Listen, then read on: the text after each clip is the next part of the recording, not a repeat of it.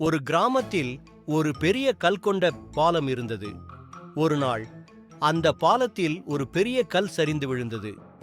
கிராம மக்கள் அந்த கல்லை அசைக்க முடியாமல் போராடினர்.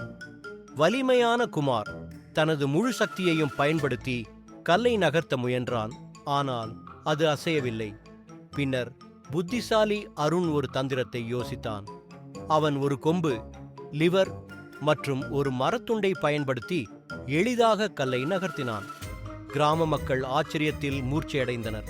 தலைமைவர் அருணிடம் சென்று கூறினார், வலிமை முக்கியம், ஆனால் அறிவும் அதைவிட முக்கியமானது.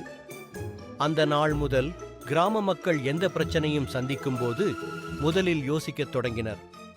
இதை ஒரு கதையாக பார்த்தோம். திருக்குறளில் இன்று என்ன பார்க்கப் போகிறோம்? அதிகாரம் 1, கடவுள் வாழ்த்து. பகுதியில குறள் 2 பார்த்தோம். கற்றதனால் ஆய பயன என்கொல் வாலறிவன் நற்றாள் தொழார் எனின். முழு விளக்கம் தூய அறிவு வடிவாக விளங்கவும் இறைவனுடைய நல்ல திருவடிகளைத் தாழாமல் இருப்பாரானால் அவர் கற்ற கல்வியினால் ஆகிய பயன் என்ன? நன்றி.